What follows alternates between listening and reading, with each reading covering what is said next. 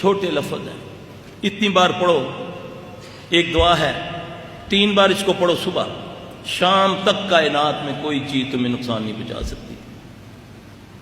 چھوٹی سی دعا ہے، 3 بار. جی اس کو زیادہ پڑھ لوں جی میں 100 باری تسبیح کرنا ہے، اور نبی نے فرمایا 3 بار پڑھ، انشاءاللہ تیرا بلیو ہونا چاہیے، 3 بار تیرے لیے کافی ہے.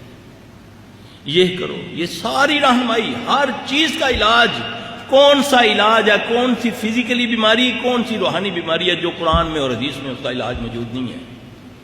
نبی علیہ السلام صلی اللہ علیہ وسلم مدینے میں آتے ہیں، صحابہ ساتھ ہیں جو مہاجرین میں سے ہیں. نبی کے علاوہ سب کو ایسا بخار چڑھتا ہے پتہ ہی نہیں چلتا. اتنی تکلیف ہے کہ تڑپ رہے ہیں سارے، یہاں تک کہ ابو بکر رضی اللہ تعالیٰ عنہ، حضرت بلال رضی اللہ تعالیٰ عنہ اتنی تکلیف میں ہے کہ انہوں نے مکے کی یاد میں شعر کہنے شروع کر دیا. اللہ کے نبی صلی اللہ علیہ وسلم پریشان ہوتے ہیں. آپ صلی اللہ علیہ وسلم دعا فرماتے ہیں، اے اللہ مدینے کی فضا کو مکے جیسا کر دے، بلکہ اس سے بھی بہتر کر دے. مدینے کے سا میں برکت ڈال دے، یعنی کہ اس کے تول میں، اس کے رزق میں برکت ڈال دے. اے اللہ مدینے کا بخار جوفہ میں لے جا. ہے نا مدینے میں جوفہ ایک وادی ہے نا. اب بیمار صحابہ ہو رہے ہیں، نبی دعا کیا فرما رہے ہیں. اب اللہ کے نبی صلی اللہ علیہ وسلم کی عادت مبارک تھی، آپ فجر کے بعد صحابہ سے خواب سنا کرتے تھے. جس کا صحیح ہوتا اس کو شکرانے کا کہتے، جس کا کوئی غلط ہوتا تو آپ اس کے لیے اس کے زائل کا طریقہ بتاتے کہ اس کو زائل کر لو، کیونکہ آپ صلی اللہ علیہ وسلم نے فرمایا اچھا خواب اللہ کی طرف سے ہے، برا خواب شیطان کی طرف سے ہے. اب برے خواب کو زائل کرنے کا طریقہ بڑا آسان ہے. صحابی کہتا جب سے میں نے یہ اپنایا پہاڑ جیسے بھی خوابوں کے بارے میں میرے دل میں کوئی خوف ہی نہیں رہا. اب ہمیں جو بتایا گیا، ہم جب بھی کسی سے پوچھیں، کسی بھی بھائی سے کوئی علم والا تھوڑا سا ہو تو بس جی اعوذ باللہ پڑھ لیا کرو، تھو تھو کر لیا کرو. اب حدیث کچھ اور بتا رہی ہے، میں کچھ اور بتا رہا ہوں. پہلے آپ تھتکاریں گے الٹے کندھے پر تھو تھو تھو کر کے اس کے خواب کا تصور کر کے. پھر ایک دعا ہے اعوذ باللہ من شر الشیطان وشرہ، اعوذ باللہ من شر الشیطان وشرہ. اس کو 3 بار پڑھیں گے، اس خواب کا اثر زائل ہو گیا. اگر برے خواب کو زائل نہیں کرو گے اس کا اثر 40 سال سے زیادہ معلق رہے گا، یعنی کہ ساری زندگی رہے گا. یہ میں اپنی طرف سے نہیں کہہ رہا، حدیث میں موجود ہے. برے خواب کو زائل کر لو. کتنے بھائی ہیں جن کو آتی ہے؟ رہنمائی تو دے گئے ہیں رسول اللہ صلی اللہ علیہ وسلم. اب اللہ کے نبی صلی اللہ علیہ وسلم صبح خواب مخاطب ہوتے ہیں تو صحابہ عرض کرتے ہیں، آپ نے پوچھا ہاں بھی کوئی خواب کسی کا؟ اس کی نہیں. آپ نے فرمایا آج میں نے ایک خواب دیکھا ہے.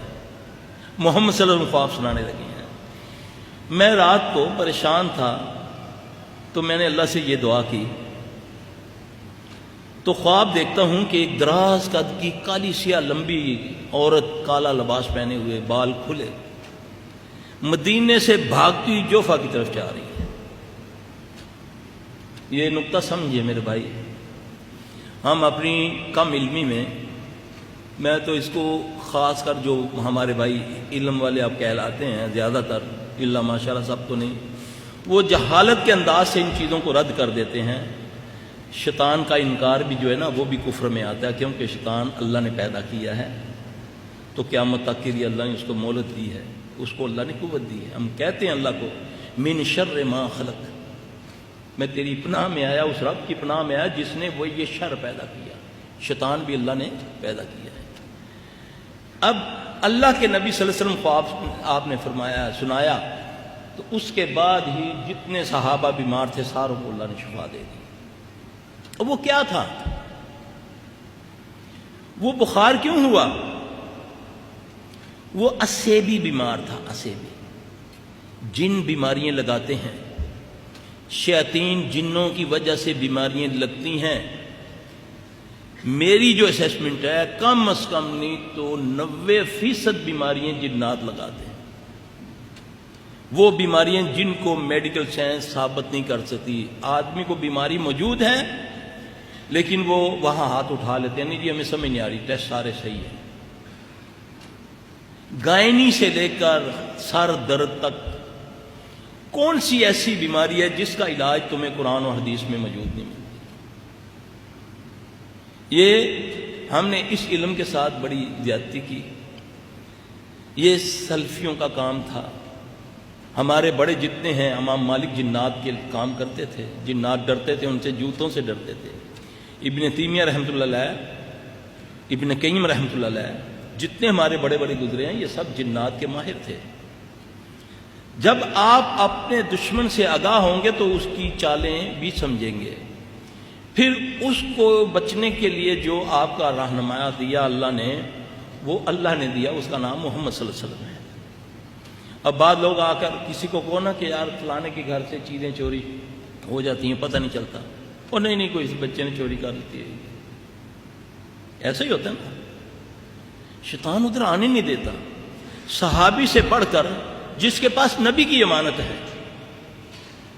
قصہ سنا ہوا نا آپ نے، وہ واقعہ سنا ہوا نا حضرت ابو ہریرہ رضی اللہ عنہ کا.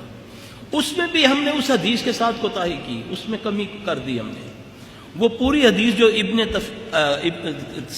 تفسیر ابن کثیر کے اندر ہے وہ اس طرح ہے، یعنی کہ جب تک آپ کسی بات کو، کسی آیت کو پورا انداز سے بیان نہیں کریں گے وہ سمجھ نہیں آئے گی. اپنے مطلب کا یا اکتاہٹ کے ساتھ وہ جو تمہیں سمجھ نہیں آئی وہ اس حصے کو کاٹ کے آگے بیان کریں گے. تو علم رکھتے ہوئے نہیں سمجھ سکتا تو جو اس کو کم علم والے پڑھیں گے اس کو کیسے سمجھ آئے گی؟ نبی کی بات کو منعن جیسے ہے سمجھاؤ. ہو سکتا ہے کہ اللہ جس نے تو نے لکھا تجھے نہ وہ سمجھ دی ہو، جو پڑھے اس کو اللہ سمجھ دے دے، کیونکہ علم کسی کی وراثت نہیں ہے، یہ اللہ کی عطا ہے، جسے چاہے وہ عطا کر دے. اب وہ حدیث اس طرح ہے کہ ابو ہریرہ رضی اللہ عنہ کے پاس اللہ کے نبی نے امانتیں رکھوائیں جس میں فطرانہ اور صدقات تھے. تو وہ روزانہ پہرا تو صحیح دے رہے ہیں لیکن پریشان ہیں کہ مال کم ہوتا جا رہا ہے، بڑے پریشان ہیں. اللہ کے نبی کی خدمت میں حاضر ہوتے ہیں، عرض کرتے ہیں یا رسول اللہ صلی اللہ علیہ وسلم میں تو بڑی تنہائی سے دیتا ہوں، پہرا دیتا ہوں، مگر مجھے نہیں سمجھ آ رہی کہ مال کم ہوتا جا رہا ہے. رسول اللہ صلی اللہ علیہ وسلم نے اسے فرمایا کہ تو یہ پڑھ، سبحان من سخر قال محمد صلی اللہ علیہ وآلہ وسلم. یہ لفظ پڑھے. ابو ہریرہ رضی اللہ عنہ فرماتے ہیں کہ میں نے ان لفظوں کو پڑھنا شروع کیا تو کیا دیکھتا ہوں کہ ایک بندہ چادر بچھا کے مال سمیٹ رہا ہے. اس سے پہلے اس کو نظر نہیں آیا. انسانی روپ میں نے جب اس کو پڑھنا شروع کیا سبحان من سخر قال محمد صلی اللہ علیہ وآلہ وسلم، تو کیا دیکھتا ہوں کہ ایک بندہ چادر بچھا کر مال کو سمیٹ رہا ہے. میں نے اس کو پکڑ لیا. اب وہ رونے لگا، پیٹنے لگا، غریب ہوں چھوڑ دے. میں نے ترس کھایا، چھوڑ دیا. رسول اللہ صلی اللہ علیہ وسلم نے مجھ سے پوچھا، میں نے یہ ماجرا بتایا. آپ نے فرمایا ہو سکتا ہے کہ وہ تیرا مہمان آج پھر آئے. پھر دوسرے دن اسی طرح کا واقعہ ہوا. پھر آپ صلی اللہ علیہ وسلم کو عرض کی تو آپ نے فرمایا ممکن ہے کہ وہ آج بھی آئے. تیسرے دن پکڑا، بڑا اس کو شدت سے رونے لگا. اچھا ایسا کرو، میں تمہیں کچھ ایسے کلمے سکھاتا ہوں کہ اگر تم اس کو پڑھ لیا کرو گے تو میں نہیں آؤں گا. صحابی رسول نہیں پہچان سکے یہ ماجرا کیا ہے جب تک نبی رہنمائی نہیں فرما رہے. اس نے بولا تم آیت الکرسی پڑھ لیا کرو تو میں نہیں آؤں گا. یہ صحیح حدیث ہے، جانتے ہیں سارے، بڑی کامن ہے.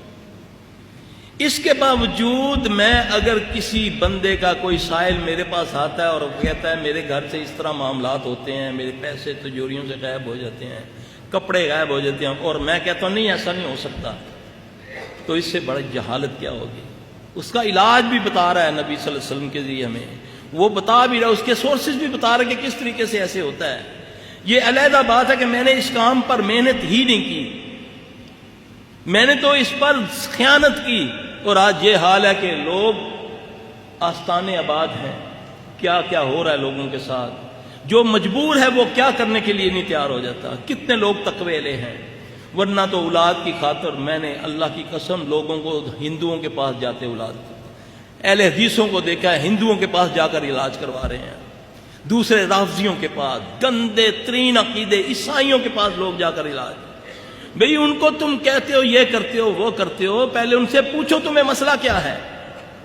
اب ایک بندہ ہے، اس کے بچے کو تکلیف ہے، اس کی بچی کو تکلیف ہے، اس کی بچی کپڑے پھاڑتی ہے، برہنہ ہو کر چھت پہ چڑھ جاتی ہے، درخت پہ چڑھ جاتی ہے، وہ عزت دار آدمی ہے، وہ کیا کرے گا؟ وہ کیا کرے گا؟ کسی نے بولا جی فلاں مزار پر لے جاؤ اس کو، جا کر وہاں جمعرات کو دھمال ڈلوایا کرو تو یہ ٹھیک ہو جائے گی۔ اور وہ اچھا بھلا پڑھا لکھا بندہ، سمجھدار، ٹھیک ٹھاک آفیسر، وہ یہ کام کرتا ہے، اور دوسرا بندہ اس سے پوچھتا ہے جی آپ کیا پڑھے لکھے آدمی، یہ کیا جہالت والا کام کرتے ہیں؟ وہ کیا کہے گا؟ وہ کہے گا جی میرا تو یہ مسئلہ ہے، یا ہم اس کا کوئی متبادل بتا دو، جس جمعرات کو میں وہاں دھمال نہیں ڈلواتا، پھر پورا ہفتہ یہ برہنہ ہو کر بھاگتی رہتی ہے۔ اگر آپ نے اس کو اس سے روکنا ہے تو اس کا متبادل دیں جو آپ کے پاس موجود ہے قرآن و حدیث میں۔ قرآن میں سب کچھ ہے، حدیث میں سب کچھ ہے، لیکن میں نے اس علم کے ساتھ زیادتی کی، اس کی وجہ سے آج ہند و پاک کیا پوری دنیا میں شرک و بدعت، جس کو شیطان ایک کو پکڑتا ہے اس کو القاء کرتا ہے کہ تم فلاں کے پاس جاؤ، وہ اس کے پاس جاتا ہے، اس کو چھوڑ دیتا ہے، کوئی شعبدے بازی لے کر بیٹھا ہوا ہے، کوئی کیمیا گری سے کہ لوگوں کو قائل کر رہا ہے، وہ اپنی معمولی سا ایک چھوٹا سا کرتب دکھاتا ہے جس سے وہ اس رب جو آسمان و زمین کا بنانے والا اس سے ایمان ہٹا کر اس پر لے آتا ہے کہ یہ دیکھو میں نے یہ کر دیا۔ یہ ساری چیزیں میرے بھائی، یہ صرف ہمارا نبی سے دوری، اللہ کے دین سے دوری، دنیا کی محبت، آخرت کی چاہت نکال کر، اور پھر اس کے بعد ہم نے ریڈی میڈ سسٹم اس کو سمجھ لیا۔ اس کام کے لیے مولوی صاحب آپ کچھ کریں، ہم تو مصروف لوگ ہیں، ہاں جی، وہ پھر ایسے لوگ اس میں آ گئے کہ وہ کہتے ہیں ٹھیک ہے جی ہم ہی کریں گے، یہ آپ کا کام ہی نہیں ہے۔ پیسہ بھی گیا، عزت بھی گئی، اور سب سے بڑی بات جو شیخ نے فرمایا، ایمان بھی گیا۔ نہیں جی اب مجبوری کی حالت ہے، اگر انہوں نے یہ عمل کروایا ہے ہم سے تو ہم مجبور تھے بھائی، اگر ہم نے یہ عمل کر دیا ہے تو اللہ سے معافی مانگ رہے ہیں۔ اضطراری کیفیت میں تو سور بھی کھانا جائز ہو جاتا ہے، پھر یہ دلیلیں گھڑتا ہے، حالانکہ یقین جانیں اللہ کی قسم قرآن و حدیث میں ہر بیماری، ہر چیز کا علاج موجود ہے، آپ صرف آپ اس کو تھوڑا سا سمجھیں، اور اللہ ہمیں سمجھانے کی توفیق دے، ہم سمجھیں بھی اور سمجھائیں بھی۔ دیکھیں رسول اللہ صلی اللہ علیہ وسلم نے فرمایا اس گھر سے کبھی خیر ختم نہیں ہوتی، اس گھر سے کبھی خیر ختم نہیں ہوتی جس گھر میں ہاتھ دھو کر کھانا کھایا جائے اور کھانے کے بعد ہاتھ دھوئے جائیں۔ اب کوئی معمولی عمل ہے یہ؟ بتانے والے رسول اللہ صلی اللہ علیہ وسلم ہیں، اور لفظ کتنا بڑا ہے کہ اس گھر سے کبھی خیر ختم نہیں ہوگی جس گھر میں کھانا کھانے سے پہلے ہاتھ دھوئے جائیں اور کھانے کے بعد ہاتھ کو دھویا جائے، بلکہ ایک حدیث میں ہے کہ جس میں کلی کی جائے۔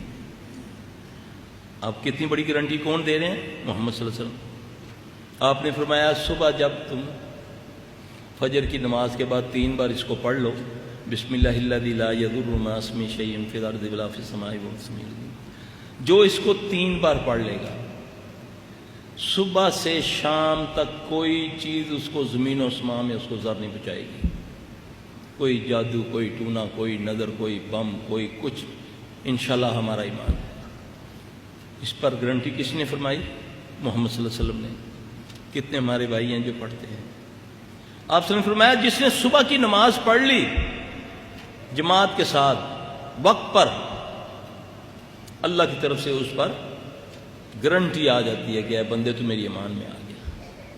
جو نہیں پڑھتا شیطان اس کے کان میں آ کے پیشاب کر دیتا ہے، یہ حدیث ہے۔